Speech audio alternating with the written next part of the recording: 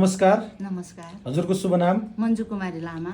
हजुर अब आज मनोकामना माताको दर्शन गर्न आउनु भएको छ हैन? हजुर। अनि आज के कामले विशेष आज दर्शन गर्न आउनु भयो? अब मनले सोचेको पुगिरहेछ गुरु, हजुर। त्यही भएर नि तेलहरु चाहिँ दिम भनेर। त्यही त हजुरले अब यसरी तेल पनि लिएर आउनु भएको छ, यसरी फल प्रसादी पनि लिएर आउनु भएको छ। मनले सोचेको पुग्यो भने फेरि लिएर आउँछ नि। हजुर यो तेल चाहिँ हजुरले अब के कारणले ल्याउनु भयो त यो चाहिँ यहाँ? अब हजुरको दियो बिचरा भए साँझ बिहानै बोलेको हुन्छ, त्यसको लागि चाहिँ हजुर। मैले लिएर आएको गुरु।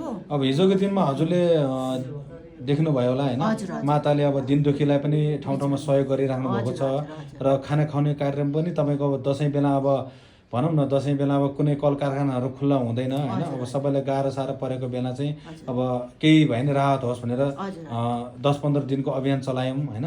हामीले अब खाना खुवाउने प्रोग्राम पनि गर्नुभएको थियो। यो हजुरलाई चाहिँ कस्तो लाग्यो त? एकदम राम्रो लागेछ गुरु। त्यसमा पनि अब पछि फेरि म आउँदाखेरि चाहिँ फेरि म पनि पैसा अलिकति सहयोग हुन्छ। गर्छु। अब आज मनोकामना मातालाई प्रत्यक्ष रूपमा हजुरलाई भेट्न पाउँदा कतिको खुसी हुनुहुन्छ? एकदमै खुसी लागेछ गुरु, एकदमै खुसी हुनुहुन्छ नि? खुसी छु। अब जस्तै अब हजुरले त दियो अभियानले अब आफ्नो सक्दो सहयोग गर्नुभयो हैन? अब हजुरको इष्टमित्र हैन, दाजुभाइ आफन्तहरू र सबै सम्पूर्ण नेपाली देश विदेशमा रहनुभयोलाई के भन्न चाहनुहुन्छ? उहाँहरूले पनि आउनुहोस् भन्नुहुन्छ, आउनुहोस् दियो अभियानमा सहयोग गर्नुहोस् हैन? सहयोग गर्नुहोस् भन्छु नि। हजुर।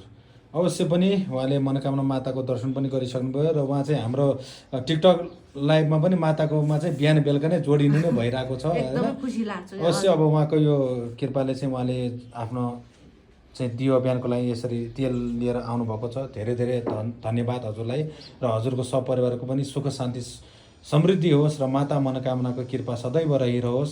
र यसरी नै हजुरले दिन दुखीको हिजोको दिनमा पनि सहयोग गर्नुभएको थियो हैन? र आजको दिनमा पनि यसरी नै सहयोग गर्नु र भोलिका दिनमा पनि हजुरले सहयोग गर्नुहुन्छ भन्ने अपेक्षा राखेको छ। र जसले यो भिडियो हेरिराख्नु भएको सम्पूर्णलाई हामी मानव हौँ, मनुष्यले एक अर्कालाई चाहिँ सहयोग गर्ने सद्भाव भावना राख्नु पर्दछ र हामीलाई भगवानले पनि यही भनेका हुन्छन् कि हामीले एक अर्कामा सहयोग गर्ने भावना हुनुपर्छ, एक अर्कामा चाहिँ हातमा हात चाहिँ मिलाएर हिँड्नुपर्छ। कसैले कसैको खुट्टा तान्ने काम गर्नु हुँदैन, प्रविधि राम्रो होइन र एक अर्कालाई सहयोग गर्ने भावनाले नै यो धरतीमा हामीलाई यो मनुष्य भनेर जन्म लिन पाएका हौँ। त्यही भएर सबैजनाले चाहिँ यसरी दियो अभियानमा आएर सहयोग गरिदिनु होला र जो जहाँबाट हुनुहुन्छ आफ्नो गच्छ अनुसार दिन दुखीलाई आफ्नो सक्ने अनुसार सहयोग गर्ने भावना बसाल्नु होला। जय माता मनोकामना, जय पशुपतिनाथ।